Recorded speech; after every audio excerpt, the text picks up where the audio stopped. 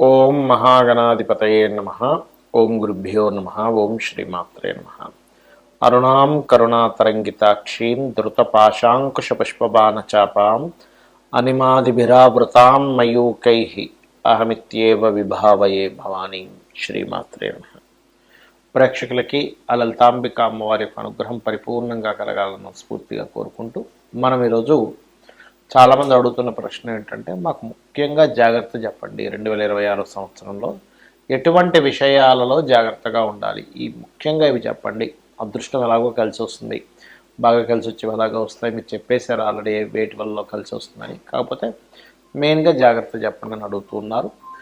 అయితే ఇక్కడ ఒక్కొక్క రాశిని బట్టి, ఒక్కొక్క లగ్నాన్ని బట్టి పాపగ్రహాలు ఎలా ఉన్నాయి, శుభగ్రహాలు ఎలా ఉన్నాయి, దాని మీద శుభ ఫలితాలు జాగ్రత్తలు చెప్పడం జరుగుతుంది. అయితే ఈ యొక్క అంశాలని చెప్తుంది నేనైనప్పటికీ కూడా చెప్పిస్తుంది సాక్షాత్ లలిత అమ్మవారిగా భావిస్తూ ఒక్కొక్కటిగా మనం తెలుసుకుందాం. వృశ్చిక రాశి వారికి ఈ 2026 సంవత్సరంలో గురువు అష్టమంలో ఉంటున్నాడని భయపడుతున్నారు, కానీ డోంట్ వరీ, అతను 2వ స్థానాన్ని చూస్తాడు. కేవలం జూన్ వరకు, మే ఎండింగ్ వరకు ఉంటాడు. జూన్ నుంచి 3వ స్థానంలోకి వస్తాడు, కాబట్టి ధనయోగాన్ని ఇస్తాడు గురువు. So don't worry. మరి తీసుకోవాల్సిన జాగ్రత్తలు ఏమిటి? ఇక్కడ వృశ్చికంలో ఉండేటువంటి గురువుకి, అంటే వృశ్చిక రాశిని చూసేటువంటి గురువు జూన్ నుంచి చూస్తాడని చెప్పుకున్నాం.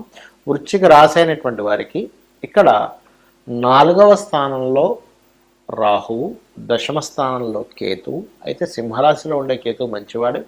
ఓ రకంగా మీకు కెరియర్లో కొన్ని ఆటంకాలు, అలాగే కొన్ని మార్పులు ఇచ్చినప్పటికీ కూడా కెరియర్ పరంగా ఒక టాప్ పొజిషన్లో కూడా తీసుకెళ్లే బాధ్యత కేతువే తీసుకుంటాడు మీకు. అలాగే అయితే ఎప్పుడు తీసుకుంటాడు? గణపతి ఆరాధన చేస్తూ ఉండాలి. మీరు ఎంత గణపతిని ఆరాధిస్తూ ఉంటే అంత చక్కగా మీకు బాగుంటుంది, గుర్తుపెట్టుకోండి. ఇక 2వ విషయం ఏమిటి? 4లో రాహు అండి.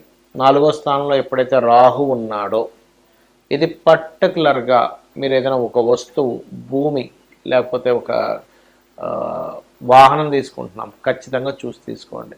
ఇక్కడ మరొక విషయం ఏంటంటే పంచమ శని ఎప్పుడు కూడా ఏంటంటే తీసుకోవాల్సిన నిర్ణయాలు కొన్ని చూడండి, కొన్ని ఉంటాయి. ఆలస్యం అమృతం విషయం అంటాం.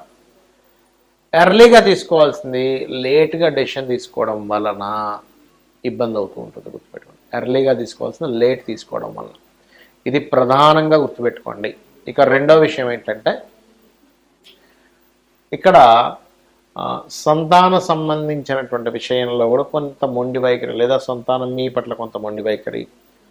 కొన్నిసార్లు మనం అవసరం లేని రిలేషన్స్ పెట్టుకోవడం వల్ల, కొన్ని అవసరం లేని రిలేషన్స్ పెట్టుకుంటూ అది ప్రేమ వ్యవహారాలుగా మారడం వలన కూడా వృశ్చికం వారికి అనవసరమైనటువంటిది ఎంటర్ అవుతారు. కాబట్టి ఈ విషయంలో మీరు కాలభైరవుడు అష్టకం చేసుకోవడము, ఆంజనేయ స్వామి ఆలయాలకు వెళ్ళడం చేయండి, ఖచ్చితంగా మీకు బాగుంటుంది. అయితే చాలామంది మనకి నడుస్తున్న మహాదశ, లేకపోతే మనకున్నటువంటి కొన్ని కాంబినేషన్స్ని బట్టి ఎటువంటి సమయంలో ఎటువంటి జాగ్రత్తలు తీసుకోవాలని కూడా అడుగుతూ ఉన్నారు.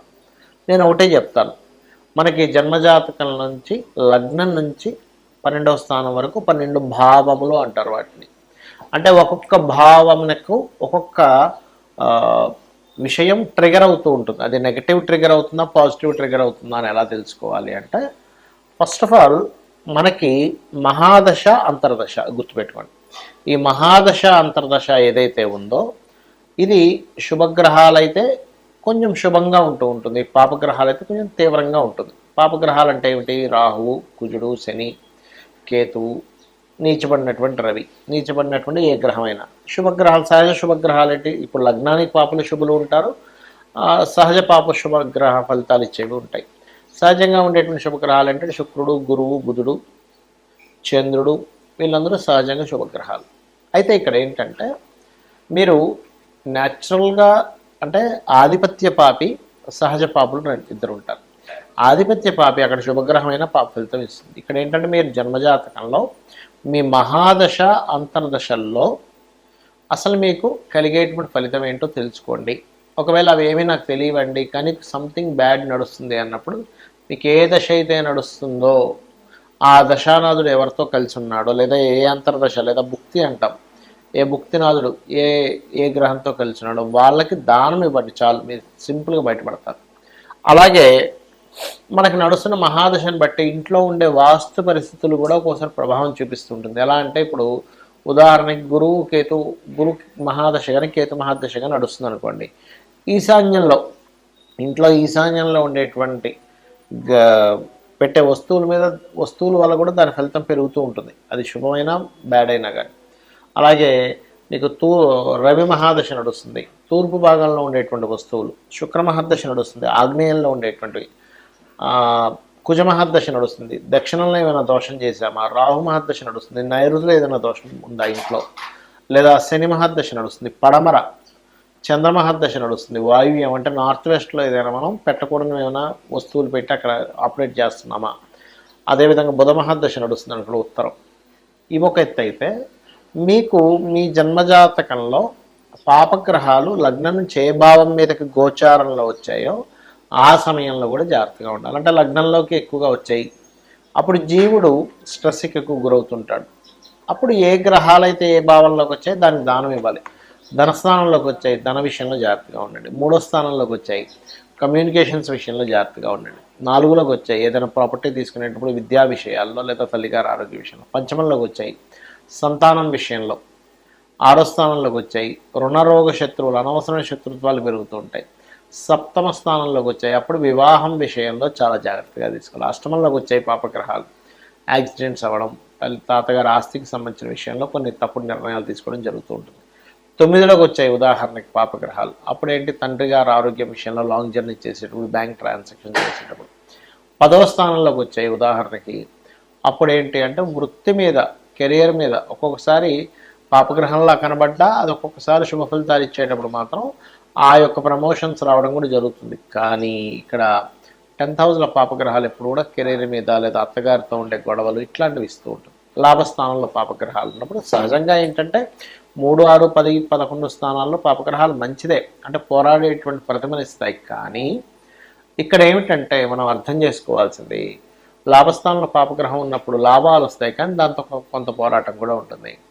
వ్యయ స్థానంలో ఉన్నప్పుడు ఇన్వెస్ట్మెంట్స్ విషయంలో చూసుకోవాలి. అయితే ఏది ఎలా ఉన్నా కూడా ఒకటి గుర్తుపెట్టుకోండి, గ్రహస్థితులు ఎలా ఉన్నా, వాస్తు ఎలా ఉన్నా, మనం కొన్నిసార్లు దాన్ని సెట్ చేసుకునే స్థితిలో ఉన్నాం. వాస్తు మనం మార్చుకోవచ్చు చక్కగా, దాన్ని ప్లాన్ చేసుకుని కలర్స్తోనో మెటల్స్తోనో. కానీ ఒక్కొక్కసారి ఏమవుతుందంటే మార్చుకోలేని స్థితిలో ఉన్నప్పుడు, గ్రహస్థితి ఎలా ఉందో అర్థం కాని స్థితిలో ఉన్నప్పుడు మీరు సింపుల్గా ఏం లేదు, ఉదయం సాయంత్రం లలిత చేసుకోండి. లలితాసహస్రనామాలు వినండి లేదా చదవండి. లేదా మీ ఇష్టదైవం ఎవరిదైనా సరే స్తోత్రం చేసుకోండి, అంటే అష్టోత్తరాలు చేసుకోండి ఉదయం సాయంత్రం. లేదు చక్కగా మీకు దగ్గరలో ఉండే ఆలయానికి రోజు వెళ్ళొస్తుండండి, లేదా గోశాలకు వెళ్ళొస్తుండండి. గ్రహాల యొక్క దుష్ప్రభావం మీద లేకుండా శుభ ప్రభావం కలిగి మీరు ఆనందదాయకంగా ఉంటారు. ఆనందంగా ఉండాలని ఆ లలితాంబిక అమ్మవారి యొక్క అనుగ్రహం మీకు పరిపూర్ణంగా కలగాలని మనస్ఫూర్తి కోరుకుంటూ శ్రీమాత్రే నమః.